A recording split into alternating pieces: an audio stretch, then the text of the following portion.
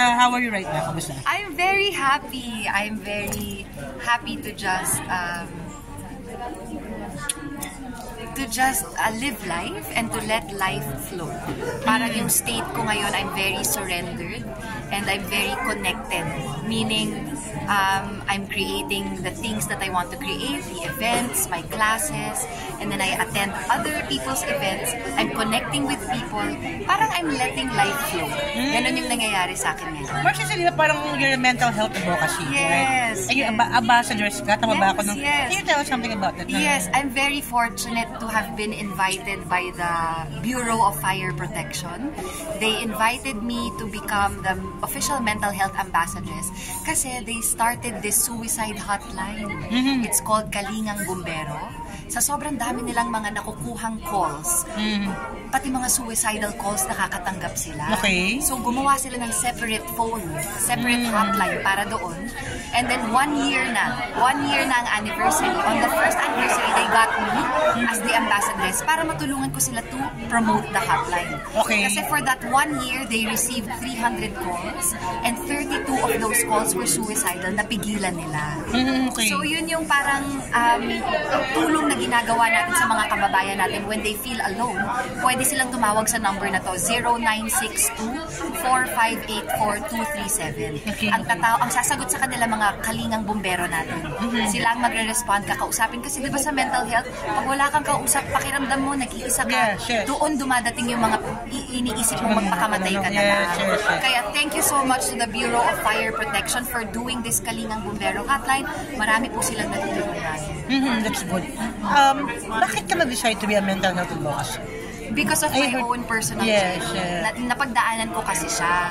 Na-realize ko na I was going through a lot of mental health struggles and hindi ko siya nagustuhan. Kumbaga, naging curious ako sa paano ko ba ito maaayos. So I started seeking help. I started going to a therapist, a psychiatrist. And the more I studied myself, the more ko mas naintindihan kung bakit ako ganun. At that time kasi, maano ako, yung ugali ko hindi ko gusto, hindi ako aligned with myself. Parang I did not know who I was. I was lost. So that was when I started studying, reading books on mental health. And I realized that the reason why I was like that was because pag mga bata tayo, marami tayong pinagdadaanan eh. And habang lumalaki tayo, marami tayong mga na-experience, both good and bad. And naapektuhan nung mga experiences na yun, na-shape nila yung pagkatao natin. Ngayon bilang adults. So, kung nalilito ka at you feel confused kung bakit ka ganyan, it means meron kang kailangan alamin tungkol sa sarili mo. And that's why we go to our professionals. Para tulungan nila tayo kasi inaral nila. Yes. Yung mga mental health mo, ano yung mga effects yun? May anxiety ka ba? Hindi ka makatulog? Okay, ang mga mental health struggles ko noon, I was experiencing a lot of rage. Of what? Rage. Rage. Anger management issues. Yes.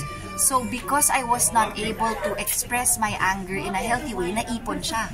So, sumasabog ako.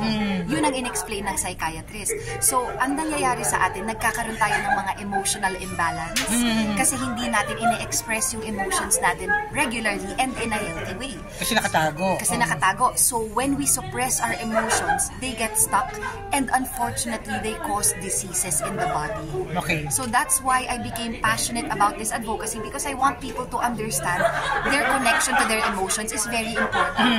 That they need to feel in order to heal. They will not be able to heal if they do not feel what they are really feeling. Alam naman natin sa kultura natin, di ba? We don't really admit what we're feeling.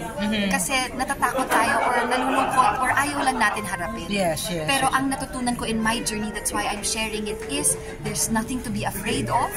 You can heal as long as you are not afraid to feel your emotions kasi si God will be there naman with you. So I feel like your pain is inside of you, it's there para mas mapalapit ka kay God. Yes. Yun yung pinaniniwalaan ko. Pero nagkaroon ka ng mga depression, yung tipong iyak, yung gano'n, yung... Palagi, like I would be depressed and then biglang I would be happy and then I would be, alam mo yun, iba-iba. It was like a roller coaster of emotions. Pero the overall state that I was in at that time was, I was disconnected from myself, I was depressed. I was not happy. I did not know who I was. So para akong disconnected from myself. Kaya minsan some people, they go into, alcoholism, umiinom ng alcohol, nagtitake ng drugs, nag-over-shopping sila. Kasi ayaw lang nilang harapin kung ano yung nasa loob nila, yung nararamdaman nila. They want to numb that pain. Kaya ang ginagawa ko now is I create wellness events para kung saan yung mga community members namin who are going through this same process of healing, makakapunta sila sa mga events namin at doon sila makakapag-practice ng yoga and meditation para maramdaman nila yung mga feelings nila. And again, this is not an overnight thing. Kailangan it's a practice. It's not going to happen overnight. You are going to keep doing this. And I think for me, part of my purpose is to remind people to stay connected to themselves and to not give their life and their power away to other people. Max, yun nga parang sabi, it's not an overnight process. When you start the healing, hindi rin siya linear. Minsan okay ka. Parang what is something you want them to know based sa journey mo rin na parang minsan ba, okay lang yung magka-oops ka ulit? Yes. Ang natutunan ko is, the hard way is the only way.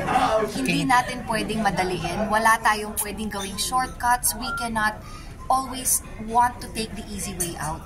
The hard way is the only way, meaning you have to go through the process. And ako, in my healing journey, yes, inaamin ko po, I have fallen back to my old ways. Paulit-ulit, it becomes a cycle. But that's why you have to keep going. Kasi you will fall back to your old ways. You are only human.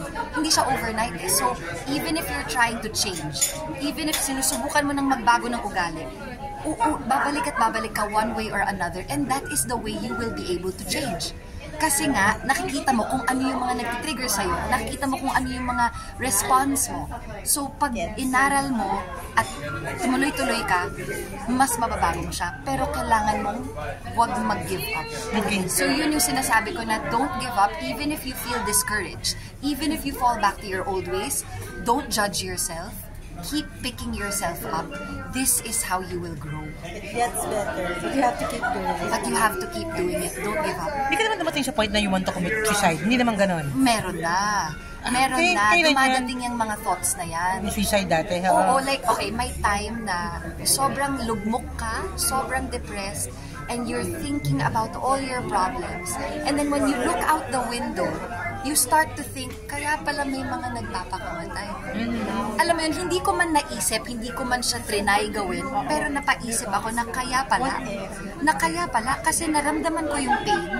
Then when I looked out the window, na-realize ko, ito rin pala yung pain na naramdaman nila bago sila tumalon. So parang for me, naisip ko, kaya pala. And so when I went through that pain, and I really felt it, I realized, it is a make or break. It's either you give up or you keep going. And so for me, even if it was painful, I still continued and I did not give up. Kasi alam ko that there is a reason, there is something that I will be rewarded one way. I am focused on my path and alam ko that God will make a way for me. So this path of healing, it really brought me closer to God. People ask me what healed me. I cannot say anything other than God. God talaga. It sounds preachy, it sounds corny, but I will never be ashamed to say that it was God. And I really felt God's presence in my life during my lowest moments because I opened myself up to Him. Okay.